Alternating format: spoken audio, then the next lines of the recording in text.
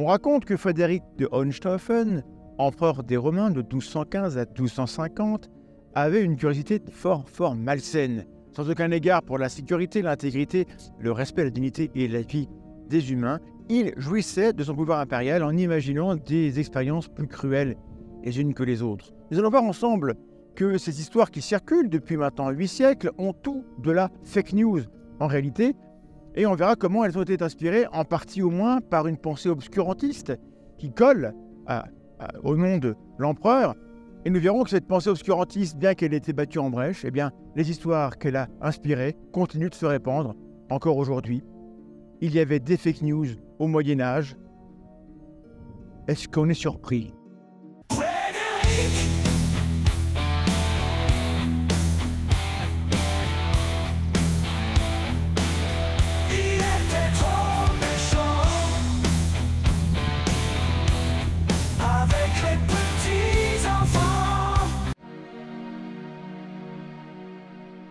Frédéric Roger naît le lendemain de Noël 1194 en public, sous une tente dressée sur la place principale de Jesi, en Italie, parce que l'impératrice Constance, alors âgée de 41 ans, devait apporter la preuve qu'elle était bien la mère biologique de l'héritier de l'empereur Henri VI.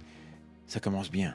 Rejeton d'une puissante famille, il est fait roi des Romains, roi de Sicile, duc de Souabe, roi de Bourgogne, empereur du Saint-Empire, et il se couronne lui-même roi de Jérusalem après la 6e croisade.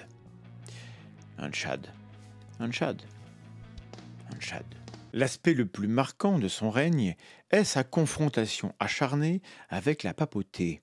Il réussit l'exploit d'être excommunié en 1227, un peu avant d'aller en croisade et de récupérer Jérusalem, et une deuxième fois en 1239, après une série de guerres qui affermissent la puissance de son empire et poussent plusieurs papes successifs à encourager des rébellions et des guerres contre l'empereur. Les 2 fois, il a négocié politiquement la levée de l'excommunication. Un tchad. Il meurt finalement de dysenterie sans avoir résolu son conflit avec le pape. C'est la fin de la dynastie des Hohenstaufen, la fin des ambitions universelles de l'Empire germanique qui entre après lui dans un long interrègne de 23 ans. Mais ce qui va nous intéresser aujourd'hui, c'est l'activité intellectuelle et pourrait-on dire scientifique de Frédéric II.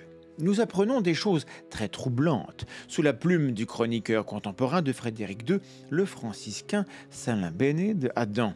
Dans sa Chronica, écrite plus de 30 ans après la mort de Frédéric, et donc sans prendre des risques inconsidérés, il le présente comme, ouvrez les guillemets, un homme funeste et maudit, schismatique, hérétique, épicurien, qui a corrompu la terre entière, semant les graines de la division et de la discorde entre les cités d'Italie. Mais surtout, il raconte sur l'empereur plusieurs tranches de vie montrant une oisive curiosité. Jugez plutôt. Salimbene rapporte que Frédéric donna un bon repas à 2 hommes, puis qu'il envoya l'un au lit pour dormir et l'autre à la chasse. Le soir même, il fit éventrer les 2 hommes en sa présence afin de déterminer qui avait le mieux digéré sa nourriture.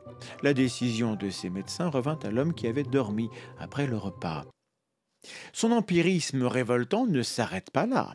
Dans son livre « Pensées au Moyen-Âge », Alain de Libera présente d'autres expériences décrites par Salimbene.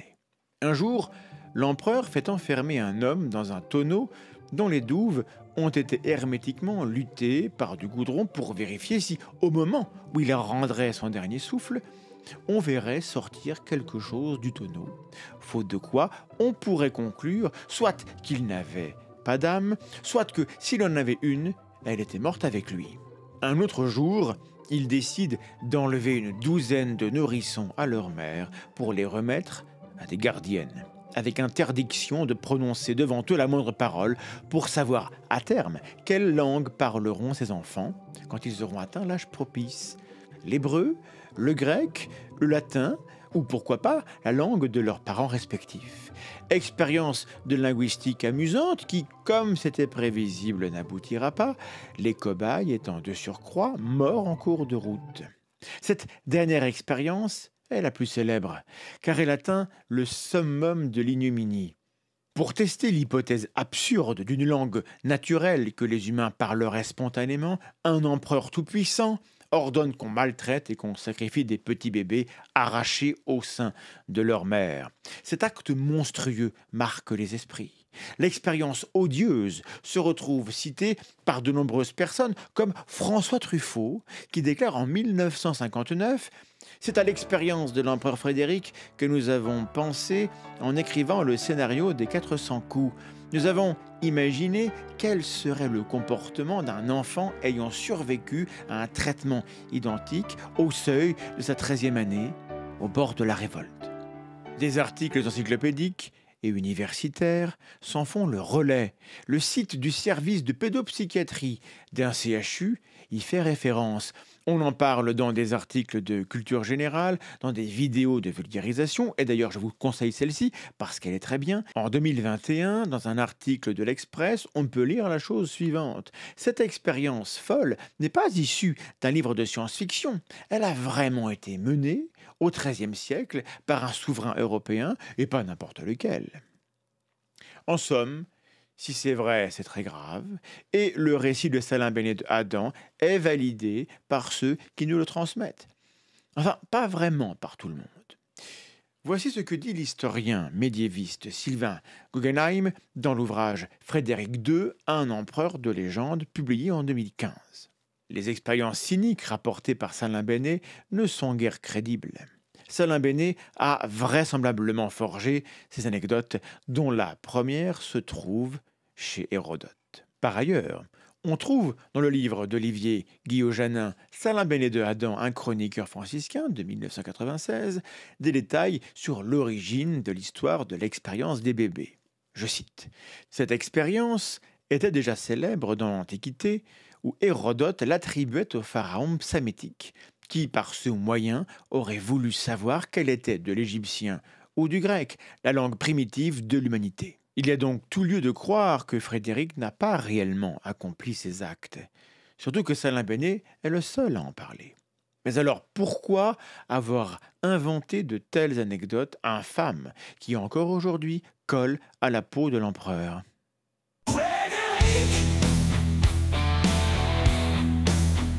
Partie 2. Pourquoi une légende si noire ? Le vrai Frédéric II n'était probablement pas un philanthrope altruiste, oublieux de lui-même, c'était un monarque puissant, guerrier, querelleur, et son rapport aux femmes, de nos jours, serait de nature criminelle. Mais ce que le XIIIe siècle avait vraiment à lui reprocher tenait davantage à sa posture intellectuelle. On en apprend plus sur son appétit de savoir dans le livre Frédéric II, savant et empereur de Salvatore Fodal. L'empereur avait aussi un profond intérêt pour la médecine, surtout pour l'hygiène personnelle et pour la diététique, et pour l'anatomie animale et humaine. Il institua près de l'école salernitaine la première chaire d'anatomie et mit à la disposition des étudiants des cadavres humains, alors que l'autopsie était encore interdite à l'université de Boulogne. Pierre Déboli lui dédia un traité sur les os de Pouzol dont l'empereur avait pu expérimenter personnellement les vertus curatives. Sa pratique du bain, même le dimanche, scandalisa ses contemporains.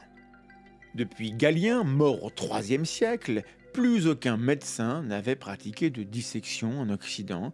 Autant dire que Frédéric II chahutait un tabou profondément installé. L'empereur lui-même écrivit une œuvre importante et réputée sur les oiseaux de proie, le Di Arte Venandi cum Avibus, pardonnez mon latin, il est rouillé, en se fondant sur la littérature existante, sur les informations des experts et sur son expérience personnelle, où il affirmait la supériorité de l'observation directe sur les affirmations d'Aristote. Quod ergo Aristoteles dicit, non sic seabet.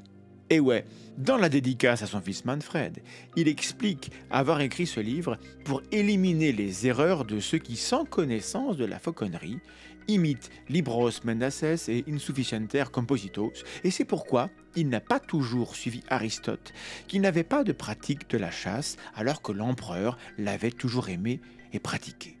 Le roi de Sicile parlait 9 langues, latin, grec, sicilien, arabe, normand, allemand, hébreu, yiddish et slave. Il interrogeait les penseurs de son temps en leur demandant non de restituer les vieilles paroles des anciens sages, mais de réfléchir et de produire de nouveaux savoirs. Dans Pensée au Moyen Âge, Alain de Libéra souligne la nouveauté de la démarche de Frédéric qui formule des demandes philosophiques aux érudits de son temps, et notamment sur des sujets métaphysiques.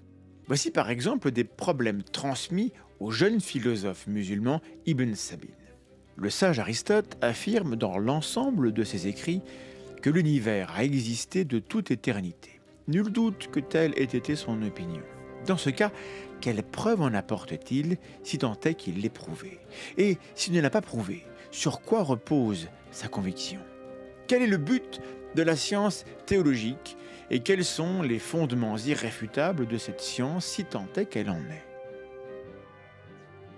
Quels sont les attributs fondamentaux de l'être et quel est leur nombre exact? Sont-ils au nombre de 10 comme l'affirme Aristote ou de 5 comme l'affirme Platon? Quelle preuve a-t-on de l'immortalité de l'âme si tant est qu'elle existe? Et où se situe sur ce point Aristote par rapport à Alexandre d'Aphrodise? Ce rapport relativement moderne au savoir, cette préférence pour les résultats de l'expérience et de la réflexion plutôt que l'autorité d'une parole ancienne, cela semble un peu léger pour s'en prendre à un homme. Et évidemment, il y a une autre raison. Elle est idéologique et politique. Frédéric est excommunié 2 fois car il est en conflit ouvert avec la papauté. Pour bien comprendre ce qui a conduit Salin Bénet à noircir la légende, il faut connaître sa position à lui et le contexte dans lequel il écrit. Et il faut noter que le portrait de l'empereur par Salin Bénet comprend des nuances, comme le souligne Olivier Guillaujanin. Note que Frédéric, presque toujours, se plut à avoir querelle avec l'Église et qu'il fit contre elle des assauts multiples alors qu'elle l'avait nourri, défendu et élevé à l'Empire. Quant à la foi en Dieu, il n'en avait aucunement. C'était un homme roué, rusé, avide, luxurieux, plein de malice et irascible. C'était un homme de valeur de temps à autre quand il voulait bien montrer ses bons côtés et son caractère courtois. Un homme de divertissement, de gaieté, de plaisir, plein d'activités. Il savait lire, écrire, chanter et composer cantilènes et chansons. Homme beau et bien formé, mais de stature moyenne. Je l'ai vu et un temps aimé. C'est en effet pour moi qu'il écrivit à frère Élia, ministre général de l'ordre des frères mineurs, de me rendre à mon père par amour de lui. Il savait aussi parler nombre de langues diverses. Pour le dire brièvement, s'il avait été bon catholique et aimé Dieu, l'Église et son âme, il n'aurait guère eu son égal à la tête de l'Empire. Pour Salin Bénet, Frédéric était plein de superstitions. À cette époque, en latin, le mot a un sens un peu spécial. Il désigne la recherche excessive, présomptueuse, qui va à l'encontre des préceptes divins, une sorte d'hubris, d'orgueil intellectuel. En fait, ça va plus loin que ça. Salin Bénet croit littéralement que Frédéric est l'antéchrist.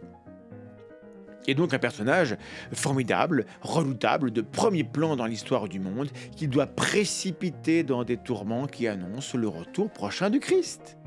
Citons encore Olivier Guillaujanin, Salin Bénet voit dans le règne de Frédéric II le point de départ et, non sans exagération, la cause de la grande tribulation et des guerres acharnées qui vont déchirer l'Italie du Nord presque sans rémission.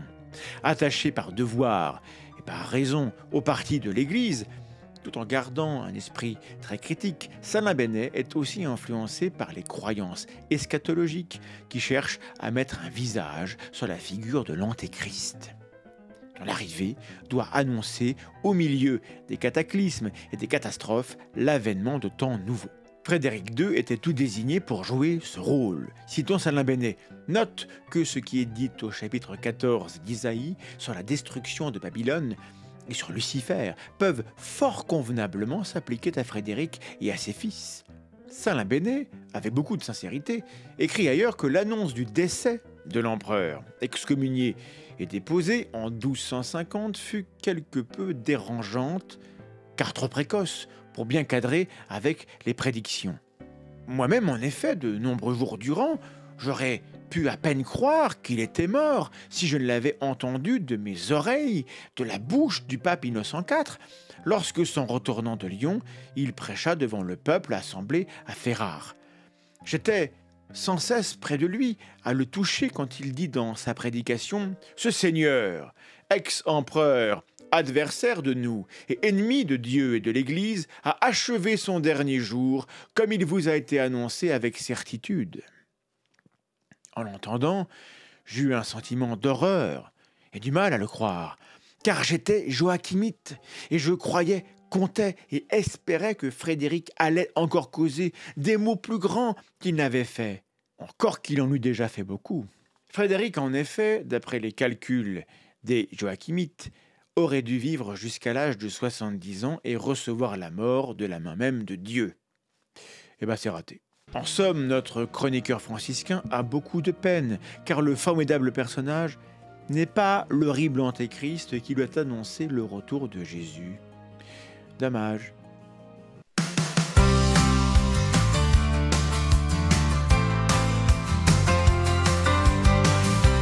La fin du monde, c'est pour bientôt, avec Antéchrist qui y court.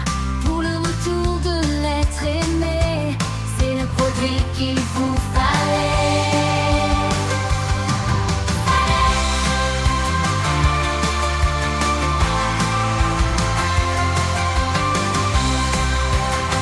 Partie 3. Contre l'empirisme.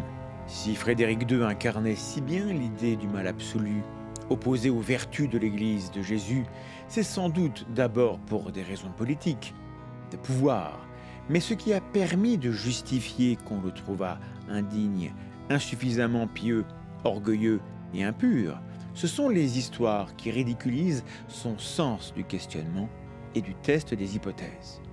Les expériences cyniques rapportées par Saint Labéné reflètent sa méfiance devant la méthode expérimentale de l'empereur, dont il révèle en même temps qu'elle était connue.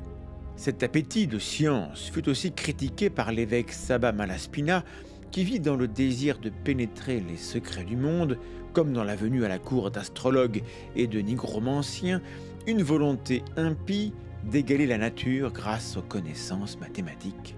Frédéric se présente lui-même comme un homme de science et il est reconnu comme tel par ses adversaires qui en tirent argument pour formuler de graves accusations d'hétérodoxie, de cruauté, d'immoralité, parce que le savant, ou réputé tel, avec ses questions, ses doutes, ses expériences et ses recherches, avec ses raisonnements et ses pensées, prête facilement le flanc à ce type de suspicion.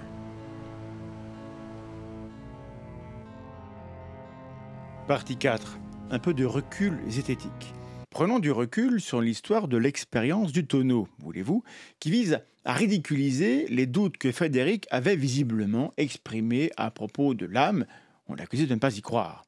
Cette histoire d'expérience inepte, où l'empirisme matérialiste est décrit comme assez arrogant pour s'imaginer pouvoir tester une croyance métaphysique, devait sembler très forte à son auteur. Mais les 20e et 21e siècles seraient une terrible désillusion pour le brave Saint Labéné, qui croiserait parmi nous, parmi vous, des gens convaincus non seulement que l'âme existe, mais qu'elle pèse 21 grammes, sur la foi d'un argumentaire qui se veut scientifique et s'appuie sur une expérience du docteur états-unien Duncan McDougall. Car voyez-vous, notre modernité a vu le triomphe de la pensée scientifique et expérimentale chère à Frédéric II, à tel point que les croyances autrefois si bien établies par l'autorité des grands hommes qui les assénaient n'ont désormais de valeur que si on peut les habiller de scientificité. Au secours de Dieu, on convoque les preuves produites par la science. Quelle était donc cette expérience réalisée en 1907 par McDougall? Pour le savoir, je me tourne vers ce livre jaune et bleu. Il est très beau ce livre, achetez-le. L'ironie de l'évolution. Par contre, je ne sais plus à quelle page je dois chercher. C'est page 40 de l'ironie de l'évolution. Cette découverte est fondée sur seulement 6 mesures de perte de poids de patients au moment exact de la mort, dont on ignore comment le docteur McDougall l'a déterminé avec autant de précision et de certitude. Sur ces 6 mesures, 2 ont été considérées comme non fiables. Les 4 restantes sont 21,26 grammes, 45,76 grammes, 70,87 grammes et 10,63 grammes. Ces mesures trop peu nombreuses souffrent d'une variabilité tout simplement inadmissible selon tous les standards scientifiques. Cela rend incompréhensible et injustifiable le choix du chercheur pour la mythique valeur de 21 grammes. McDougall reconnaît lui-même dans son étude que ces expériences sont insuffisantes pour conclure sur la masse de l'âme humaine, ni même sur sa simple existence. Cela ne l'a pas empêché d'ajouter à sa conclusion que les chiens, quant à eux, dont un certain nombre ont été sacrifiés à cette occasion, ne possèdent pas d'âme. L'expérience n'a jamais été répétée par McDougall ou qui que ce soit. En définitive, il est clair que ces 21 grammes ne revêtent pas plus de sens que n'importe quelle autre légende. Le docteur McDougall a voulu étayer sa croyance religieuse en réalisant sérieusement une expérience que le franciscain Salin Bénet attribuait à Frédéric pour se moquer de son scepticisme. Terrible ironie. L'âme de Salin Bénet doit pleurer à cette idée. Si, et seulement si, elle existe. Partie 5. Baliverne médiévale. La légende noire de Frédéric est une magnifique baliverne. Une série d'anecdotes sensationnelles, scandaleuses, mémorables, pour ainsi dire virales. Une authentique fake news construite dans le but de nuire à sa réputation et relayée innocemment par des générations de personnes frappées par la violence des histoires et l'occasion qu'elle donne d'élaborer un jugement moral, voire une leçon. C'est aussi un élément de propagande qui établit l'avilissement moral de la science dans son sens moderne, la méthode hypothético-déductive. La version scandaleuse de l'histoire a pour elle tous les avantages de la viralité mémétique. Et cela fait 8 siècles qu'elle continue de se diffuser plus efficacement que la version raisonnable de l'histoire, moins appétante, moins engageante, que nous retrouvons dans des travaux scientifiques sérieux. La symétrie du bullshit n'a rien d'une chose nouvelle. Et ceux qui, encore aujourd'hui, utilisent ces histoires, ont-ils cherché à vérifier les faits réels avant d'utiliser le récit pour leur discours? On peut en douter, car rien ne les empêche d'utiliser cette histoire tout en signalant qu'il s'agissait d'une fake news de l'époque. Ça peut se faire en une simple phrase, l'effort est minime. Alors on peut être charitable, en tout cas d'un certain point de vue, en considérant qu'ils estiment peut-être l'histoire trop utile, trop édifiante pour prendre le risque d'affaiblir le message en embarrassant le lecteur d'une vérité historique qu'ils jugent hors sujet. Dans les 2 cas, il faut leur donner tort. L'utilité d'une histoire ne doit jamais devenir une raison pour faire une entorse à la vérité, sans quoi on s'autorise à tout inventer pour convaincre, à tout corrompre pour le bien d'un message qui aura toutes les chances de finir corrompu à son tour. La baliverne des odieuses expériences de Frédéric II est un héritage intéressant qui peut être un peu l'empereur en ce qu'elle illustre la nécessité sans cesse renouvelée de questionner ce que nous croyons savoir via la parole de ceux qui nous ont précédés et qui, pour sagaces qu'ils furent, auraient pu croire des faussetés qu'il nous revient de ne pas transmettre à notre tour sans leur apporter les corrections dont nous sommes capables. Cette leçon de philosophie qui nous vient tout droit du Moyen-Âge, j'ai pensé qu'elle méritait d'être portée à votre attention parce que nous avons tendance à considérer cet âge comme un gouffre obscur de superstitions ignorantes, alors que bon, peut-être que non, hein, bien sûr. Vos commentaires sont les bienvenus dans la section idoine. C'est intéressant d'avoir votre avis sur tout ce que j'ai raconté. Merci beaucoup à tous ceux et toutes celles qui participent, qui soutiennent via les plateformes de soutien et de financement. Ça permet de rester équipé, alerte, énergique, disponible pour produire des vidéos qui parlent de tout ça dans tous les lieux, sous tous les climats, dans toutes les conditions, parce que ça le vaut bien. Je vous dis à très bientôt en vous remerciant et vive le doute raisonnable.